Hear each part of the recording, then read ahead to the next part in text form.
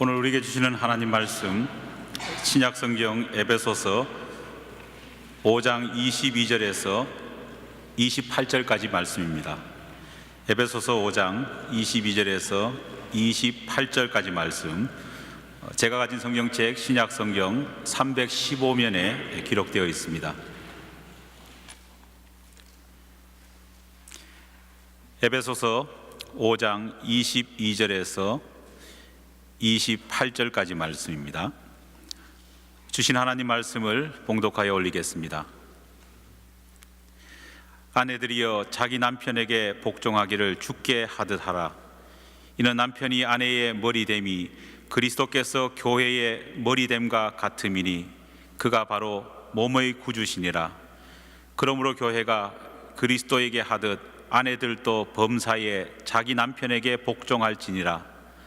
남편들아, 아내 사랑하기를 그리스도께서 교회를 사랑하시고 그 교회를 위하여 자신을 주신같이 하라. 이는 곧 물로 씻어 말씀으로 깨끗하게 하사 거룩하게 하시고 자기 앞에 영광스러운 교회로 세우사 티나 주름 잡힌 것이나 이런 것들이 없이 거룩하고 흠이 없게 하려 하심이라. 이와 같이 남편들도 자기 아내 사랑하기를 자기 자신과 같이 할지니 자기 아내를 사랑하는 자는 자기를 사랑하는 것이라. 아멘. 먼저 말씀 시작하기 전에 성가대를 위해서 박수를 한번 쳐줬으면 좋겠습니다.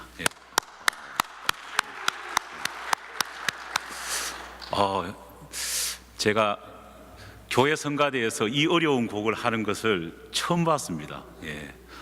대단히 어려운 성가곡이었는데 뒤에 보니까 너무 잘하고 특히 또 규식 형제가 춤을 추는데 너무 감명을 받았습니다.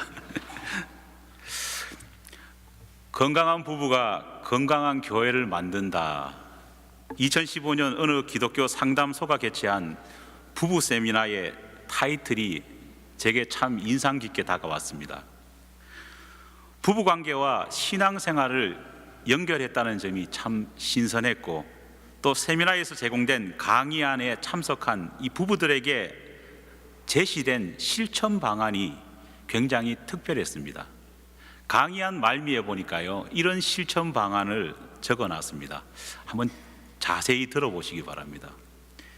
아내들이여, 남편을 조금 사랑하고 많이 이해하십시오. 남편들이여, 아내를 조금 이해하고 많이 사랑하십시오. 여러분, 이 말에 담긴 깊은 의미를 이해하시겠습니까? 저는 처음에 도무지 이 말이 무슨 뜻을 하는지 쉽게 파악을 할 수 없었습니다. 말장난이 아닐까, 그런 생각마저도 들었습니다. 하지만 성경 속에 나오는 부부의 모습과 그들이 보인 신앙과 삶의 모습을 살펴보면서 이 말에 담긴 참된 의미를 발견할 수 있었습니다. 가정의 달인 5월을 맞이해 가정의 기초 단위인 부부의 관계를 먼저 새롭게 설정하고 이해하는 것이야말로 가족이 새롭게 되고 그 가족이 모인 교회가 새롭게 되는 비결이 아닐까 생각하면서 부부에 대해서 말씀을 생각해 보았습니다. 여러분, 부부란 무엇이고 어떠해야 될까요? 오늘 우리가 만들어가고 있는 부부 관계는 과연 어떤 모습이 되어야 할까요? 성경에 참 여러 모습의 부부들이 나오고 있습니다. 이 시간 함께 살펴보면서 우리 모두가 만들어 나가야 될 바른 부부의 모습이 어떤 것인지를 생각하는 시간이 되었으면 좋겠습니다. 먼저 성경에는 죄악된 일에 찰떡궁합을 보인 부부들이 나오고 있습니다. 그 첫 번째 대표 부부가 바로 아담과 하와 부부입니다. 우리가 잘 아는 대로 아담과 하와는 하나님께서 만드신 인류 최초의 부부입니다. 아담이 홀아비로 혼자 외롭게 사는 것을 보다 못한 하나님은 하와를 아담의 돕는 배필로 만들어서 부부가 되게 해주셨습니다. 그래서 그런지 남편 아담의 아내 사랑은요 극진했습니다. 하나님께서 하와를 만든 후에 아담에게 첫 선을 보이던 그날, 하와를 향한 아담의 사랑의 고백은요 차마 가만히 듣고 있을 수 없을 만큼 노골적이고 정열적이고 얼굴이 뜨거울 정도로 간질스러운 겁니다. 이런 말 했지 않습니까? 당신은 내 뼈 중에 뼈요, 내 살 중에 살입니다. 좋은 말 아닙니까?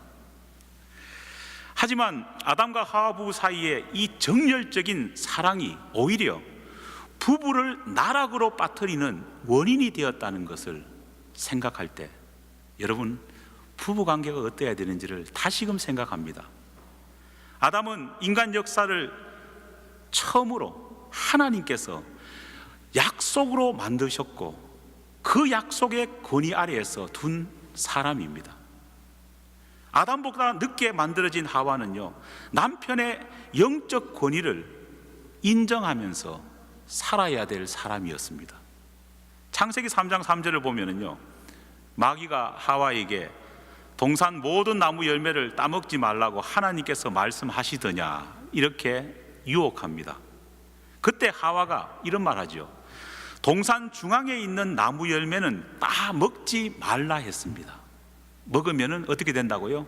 필경 죽습니다 말합니다. 이 말은 하와가 직접 들은 말이 아닙니다. 하나님으로부터 하나님께서 아담에게 주신 명령입니다. 그런데 하와가 아담 남편에게 주신 명령을 정확하게 기억하고 있습니다. 왜 그랬을까요? 남편인 아담은 가장으로서 하와에게 하나님의 말씀을 들려주었습니다. 가르쳤습니다. 그래서 위기의 순간 그 말씀이 기억날 만큼 아담은 하와에게 주님으로부터 받은 말씀을 알려주었다는 겁니다. 하지만 안타깝게도 하와는 남편 아담의 말을 경솔히 여겼습니다. 심지어 하와는 남편이 전해준 하나님의 말씀까지도 왜곡합니다. 선악을 알게 하는 나무 실과는 먹지 말라. 내가 따먹는 날 정령 죽으리라. 변함없는 하나님의 말씀입니다. 그런데 하와는 변질시킵니다. 먹으면 죽을까 하노라. 먹어도 안 죽을 수 있다는 겁니다. 무엇이 문제였을까요? 하와는 아담이 자신의 배우자인 동시에 자신의 신앙을 이끌어줄 영적인 아버지라는 사실을 망각해버린 겁니다. 무엇이 하와의 판단력을 이렇게 흐리게 만들었을까요? 그것은 부부가 육체적인 사랑으로 점점 깊어지고 가까워지는 것은 좋은 일입니다.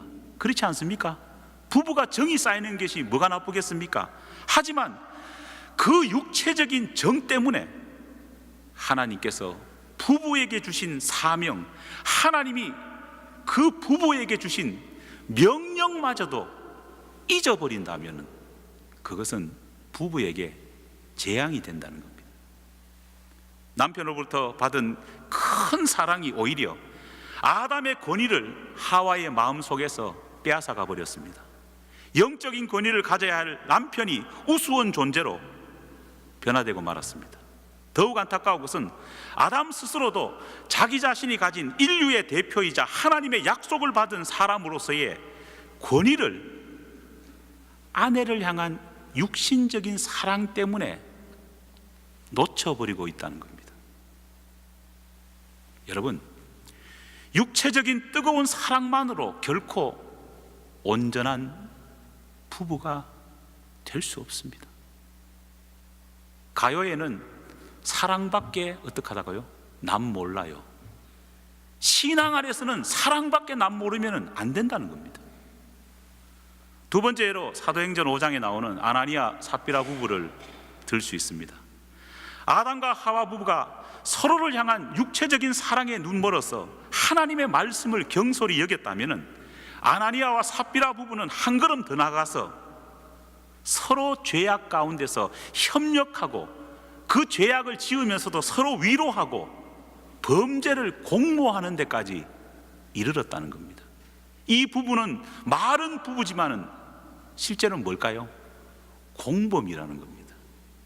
아나니아와 삽비라 부부는 자신들의 소유를 전부 하나님께 드리겠다고 어느 날 서원합니다. 하지만은 서원한 이후에 마음이 변합니다. 아깝습니다.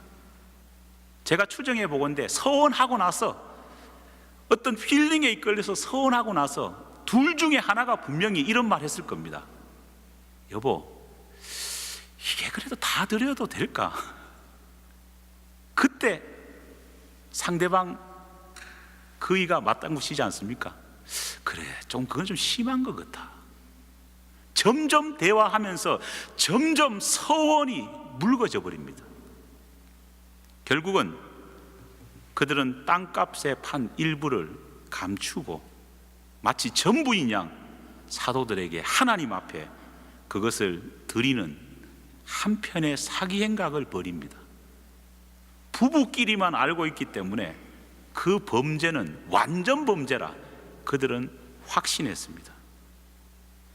이 부부가 놀라운 것은요, 아담과 하와 부부가 하나님 앞에서 자기 죄가 발각되었을 때는요, 최소한 아담도 하와도 조금의 죄책감은 있었습니다. 두려움도 있었습니다. 하지만은 아나니아와 삽비라 부부는요, 발각이 되었음에도 불구하고 전혀 죄책감을 느끼지 않았다는 겁니다. 오히려 서로의 잘못을 지적하고 회개를 독려하기보다는요, 자신의 죄를 합리화하려고 했고 서로 머리를 맞대고 완전 범죄를 끝까지 모의했다는 겁니다. 성경은 이 두 사람이 하나님과 사도들 앞에서 범죄를 합작했다는 분명한 증거를 기록하고 있습니다. 사도행전 5장 1절로 2절 말씀을 제가 읽어보겠습니다.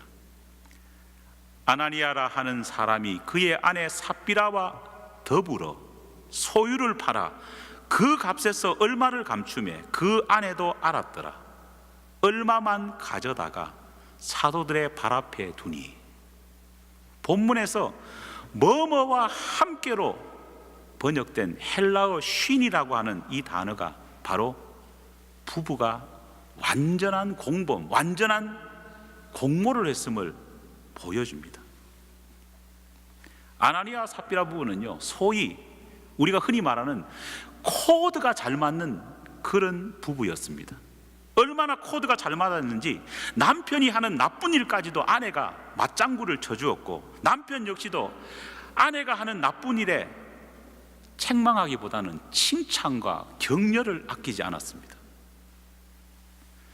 결탄코 이 부부는 믿음 안에서 바른 믿음을 지키기 위해 서로를 향해서 훈계하지 않았습니다. 그저 좋은 게 좋다는 식으로, 같이 살 건데 뭐 책 잡아서 뭐 하느냐, 좋은 게 좋다는 식으로 화목과 행복이라는 이유를 들이대면서 서로의 비위를 맞추기에 노력했습니다. 여러분, 만약 아나니아와 삽비라 둘 중에 단 한 사람이라도 말씀 앞에서 깨어 있었다면요, 이 부부가 하나님의 심판을 받았겠습니까? 결코 그렇지 않습니다. 나락에 떨어지지 않았을 겁니다.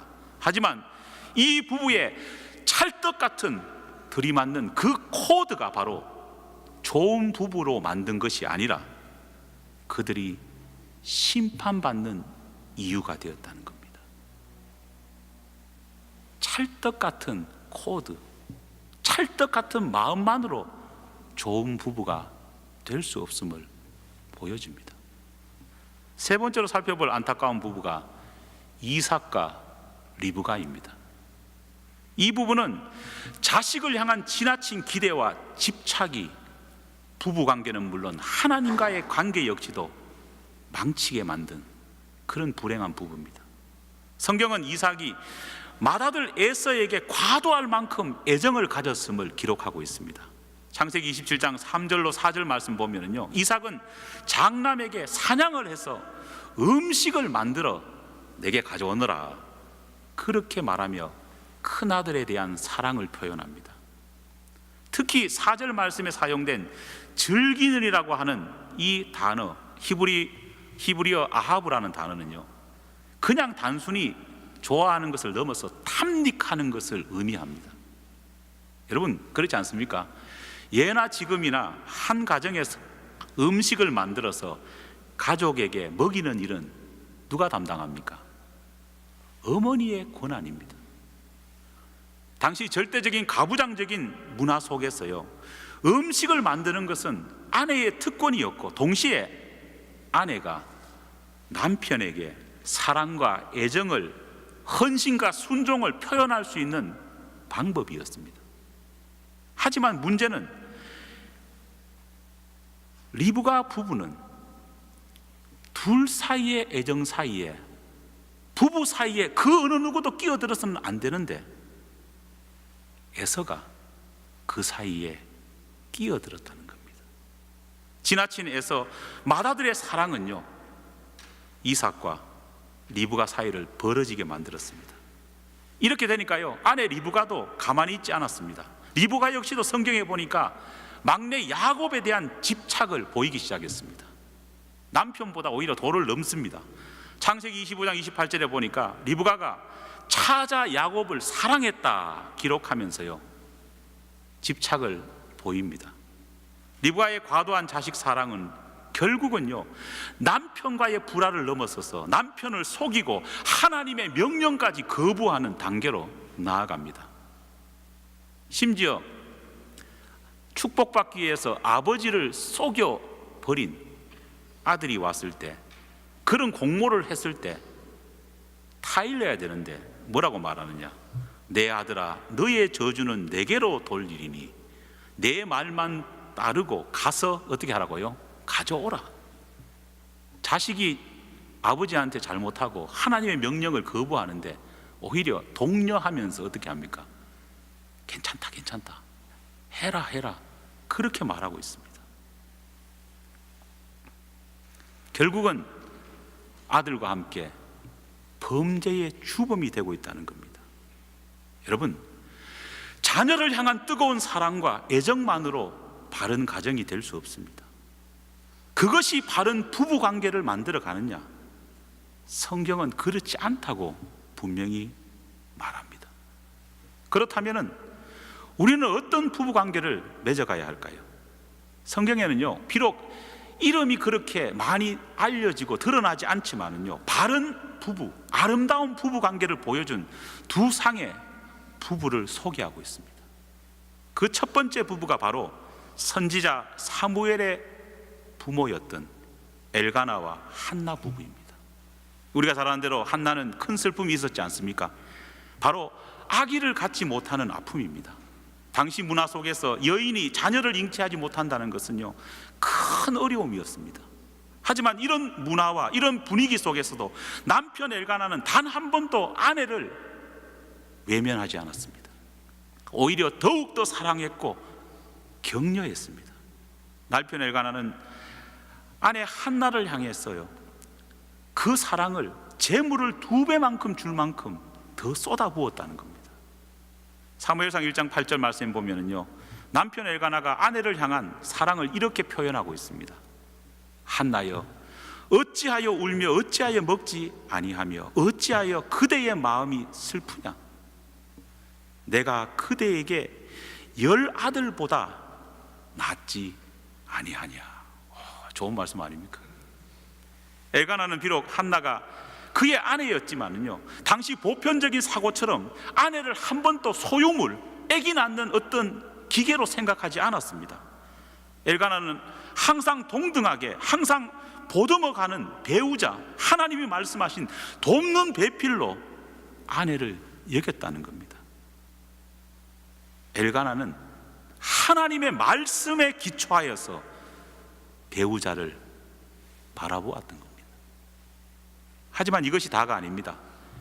엘가나가 보인 진정한 탁월한 믿음의 가장으로서의 모습은요, 아내가 서원해서 이제 사무엘을 낳지 않습니까? 서원한 대로 이제 젖을 뗀 이후에 제사장에게 바쳐야 됩니다. 영원히 집을 떠나보내야 됩니다.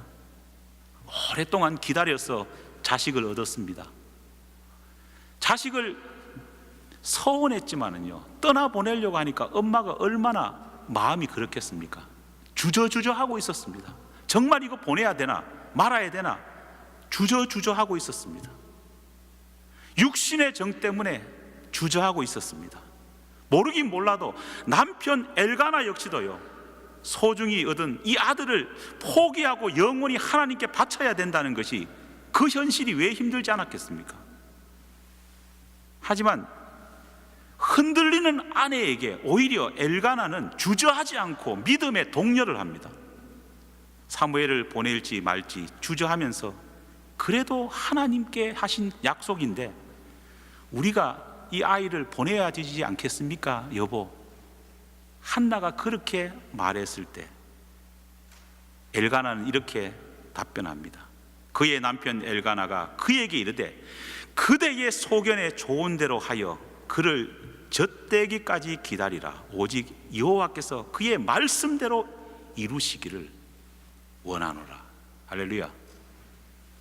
주저하고 있던 한나에게 남편의 이 말은 그녀를 향한 하나님의 말씀으로 한나에게 들려졌을 겁니다.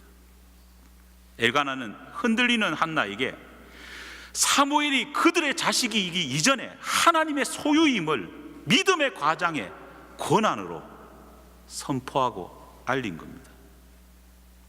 여러분, 진짜 부부는, 진짜 믿음의 부부는 서로 믿음의 권명과 격려와 때로는 흔들릴 때는 붙잡을 수 있는 훈계를 할 수 있는 부부가 참된 부부입니다. 한 신앙인을 진정한 믿음의 사람으로 세워지게 하는 데는 자기 혼자 힘으로는 결코 되지 않습니다. 특별히 그 사람이 결혼했다면 더욱더 그 사람 말고도 배우자의 신앙의 권면과 독려가 더 필요합니다. 우리가 기억해야 될 것은요, 남편과 아내가 있을 때에 남편의 신앙 이상으로 아내의 신앙이 클 수 없습니다. 반대로 아내의 신앙 이상으로 남편의 신앙이 성숙될 수 없다는 겁니다. 아무리 믿음이 출중한 남편이라고 하더라도 아내가 함께 발맞추어서 그 신앙의 모습을 독려하지 않고 함께 발맞춰 나가지 않는다면요, 남편이 뭘 하겠습니까? 남편이 아무리 신앙이 좋다고 할지라도 아내가 동의하지 않는다면요, 남편이 그 믿음의 포부와 신앙을 펼 수 있겠습니까? 못 펴니다.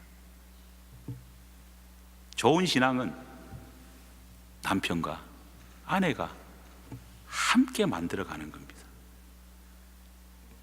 옆에 배우자가 있는 분 상대의 얼굴 한번 쳐다보십시오. 함께 만들어가는 것이라. 우리는 이런 모습을 또 하나 예수의 육신의 어머니였던, 예수의 육신의 아버지였던 마리아와 요셉의 모습을 통해서도 볼 수 있습니다. 요셉은요, 마리아가 성령으로 메시아를 잉태했다는 소리를 듣고 믿을 수가 없었습니다. 야, 이게 말이 되는 소리냐? 요셉도 의심했겠지요. 저 마리아가 다른 남자하고 바람 피우지는 않았을까? 그런 마음이 있었을 겁니다. 하지만은 아내를 믿는 굳은 심령과 하나님의 그 메시지를 기억하면서요, 그는 그 상황을 믿음으로 조용히 받아들였습니다. 아기 예수가 태어난 이후에도요, 그는 의심하지 않고 아내의 신앙 고백을 믿고 자기도 아기 예수의 든든한 육신의 아버지로, 후견자로 아내와 함께 아들을 데리고 애굽으로 탈출할 만큼 그는 신실한 믿음을 지켰다는 겁니다. 여러분, 참된 부부는 바로 이런 모습입니다. 가정은 먼저 믿음 안에서 이루어져야 합니다. 그리고 남편도 아내도 서로를 향한 육체적인 사랑이나 신뢰 이상으로 각자 혼인을 통해서 하나님이 유업으로 주신 그 믿음을 서로 격려하고 때로는 견책하며 나아갈 때 진정한 참된 부부가 될 수 있는 겁니다. 아내는 믿음을 가진 남편의 영적인 권위를 믿고 순종할 수 있어야 합니다. 성경은 말합니다. 남편 역시 아내의 모습 속에서 하나님이 그의 돕는 배필로 주셨기 때문에 그가 말하는 영적 충고에 귀를 기울일 수 있어야 합니다. 그리고 부부 사이에는 그 어떤 것도 끼어들지 못하게 해야 합니다. 죄송합니다. 심지어는 부모조차도, 심지어 자식조차도 부부 사이의 사랑의 관계에 걸림돌이 되어서는 안 된다는 겁니다. 그리고 이런 신앙적인 요소 외에도요, 하나님께서 남자와 여자를 만드실 때 보편적으로 주신 특성들을 지혜로운 부부는 잘 이해할 수 있어야 합니다. 설교 초반에 한 가정 상담 기간의 세미나에서 결론 부분으로 소개한 충고를 제가 말씀드렸습니다. 제가 다시 읽어보겠습니다. 아내들이여, 남편을 조금 사랑하고 많이 어떻게 하라고요? 이해하라. 여자분들 아멘입니까? 남편들이여, 아내를 조금 이해하고 많이 어떻게 하라고요? 사랑하라고 했습니다. 여러분, 이 뜻이 뭘까요? 심리학자들의 연구에 따르면요, 여성과 남성은요 너무 다르다고 합니다. 얼마나 다르냐? 여성은 모든 것을 판단할 때 항상 정서적이고 감성적인 분위기에서 판단합니다. 그러다 보니까 아내가 남편에게 어떤 문제가 있어서 나갈 때요, 뭐 세밀하게 이야기를 하잖아요. 남자들은 아내를 앉혀놓고 세밀하게 자꾸 설명하려고 합니다. 저도 그렇습니다. 우리 집사람 앉혀놓고 뭔가 있으면은 주저리 설명을 합니다. 그런데 그렇게 하면 아내가 알아들 것으로 이 멍청한 남자들은 착각합니다. 저부터라도. 그런데 문제는 남편이 아무리 체계적이고 아무리 조직적으로 설명해도 여자들은 그것이 귀에 안 들어옵니다. 남편이 보기에 아내가 말하는 것은요, 논리적이지도 않고 모호합니다. 아내가 원하는 것은 체계적인 설명이 아니라 뭘까요? 사랑해 하면서 손 한 번 잡아주는 겁니다. 이거를 저를 포함해 남자들이 모르죠. 아내가 남편에게 뭐를 할 때요, 남편이 바라는 것은 뭐냐? 아내가 그냥 모호하게 말하는 것을 원하는 게 아니고, 남편이 자기 속이 답답해서 뭔가를 막 설명할 때 아내가 들어주기를 원합니다. 그죠? 그런데 아내들은 그렇게 하지 않습니다. 갑자기 듣다가 빨래하러 가고 갑자기 듣다가 막 청소하기 시작하고, 그러면 남자들이 막 화가 나기 시작합니다. 리슨 좀 해라고. 사실은 아내들은 남편의 그 말에 귀가 뚫리지 않습니다. 하지만 아내들이 기억해야 될 것이 있습니다. 비록 듣기 싫다고 하더라도 그냥 밑에 앉아서 5분이고 10분이고 이해를 못해도 그냥 눈 바라보면서 고개만 끄덕거려줘도 남편은 어떻습니까? 마음이 풀린다는 겁니다. 우리는 이 모든 차이를 이미 잘 알고 있습니다. 문제는 어찌 그리 실천하기 어려운지요. 그래서 말합니다. 아내 여러분, 남편에게 사랑은 조금만 기대하고 오히려 남편을 이해하려고 노력하십시오. 남편 여러분, 아내를 이해시키려고 하지 말고 어떻게 하라고요? 사랑으로 감싸 주십시오. 그러할 때에 하나님이 주신 창조의 원리가 완성될 겁니다. 가정의 달 5월입니다. 좋은이웃교회 모든 부부들이 먼저 하나님 안에서 서로가 가진 차이를 인정하고 그 차이를 말씀과 사랑으로 메꾸어가는 건강한 부부가 먼저 된다면 우리 교회는 정말 놀라운 교회가 되지 않겠습니까? 그런 부부가 되기를 축원합니다. 부부가 건강해야 하나님과의 관계도 건강해지고, 가정이 화목해야 어디가 화목할까요? 교회도 화목합니다. 대체로 부부가 화목하지 못하면요, 교회는 화목할 수 없습니다. 마지막으로 설교를 마치기 전에 배우자가 있는 분은 옆에 분을 한번, 배우자를 한번 보십시오. 예, 한번 보십시오. 나무 배우자를 바라보지 말고요. 말씀의 역사가 여러분 가운데 있기를 간절히 축원합니다. 우리 이 시간 같이 한번 기도하겠습니다. 부부라는 이 사이가 참 가깝습니다. 그래서 너무 가깝기 때문에 그냥 홀대하기가 참 쉽습니다. 동시에 너무 가깝기 때문에 마치 한 방향으로 뻗어 있지만은 결코 마주치지 않는 두 철로처럼 그렇게 나아갈 때가 얼마나 많은지 모릅니다. 하나님께서는 그 두 사이를 하나님의 말씀과 사랑으로 메워가라 그렇게 말합니다. 이 시간 우리 한번 기도할 때에 우리 남편을, 아내를 한번 생각하고 또 그들을 위해서 한번 중보기도 했으면 좋겠습니다. 하나님이 주신 지혜를 잘 깨닫지 못해서 서로에게 이해하지 못했던 것도, 오늘 우리가 살면서 또 서로에게 아픔을 주었던 것이 있다면 회개하고, 하나님이 맺어주신 이 부부 사이가 진정으로 하나님이 원하시는 정말 아름다운 믿음의 관계, 사랑의 관계가 되게 해달라고 기도하겠습니다.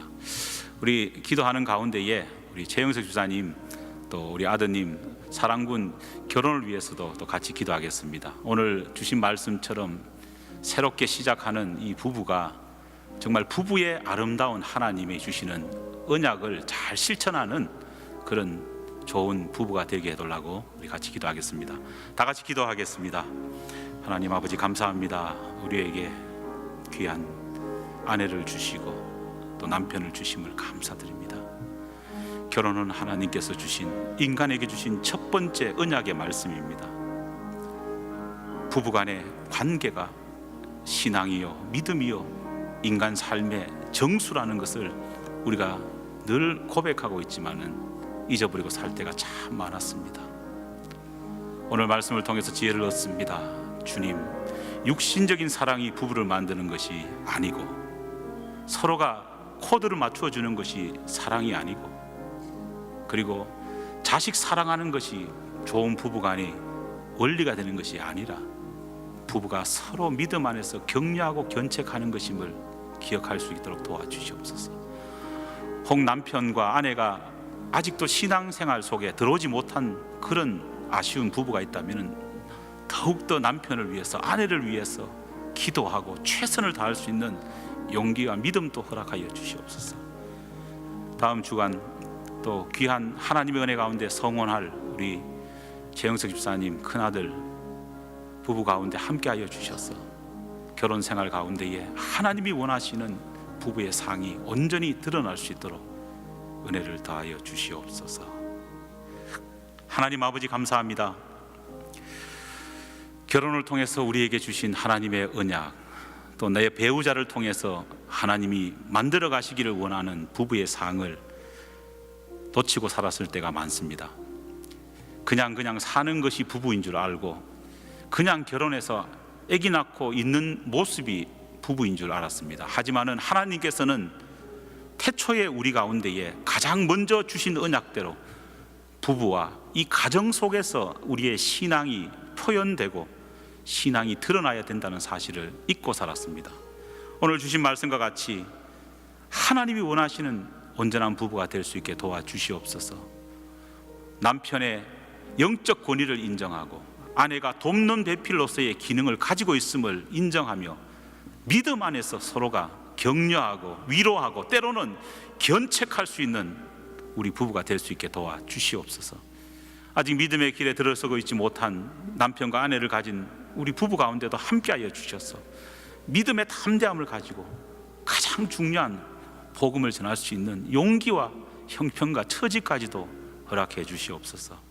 다음 주간에 또 하나님이 원하시는 결혼을 또 할 우리 최영석 집사님 장남 가운데 함께하여 주셔서 오늘 말씀에 선포된 이 아름다운 부부의 모습을 우리 사랑꾼이 맺어가는 부부 가정의 모습 속에서 온전히 드러날 수 있게 도와주시옵소서. 예수님 이름으로 기도드립니다. 아멘.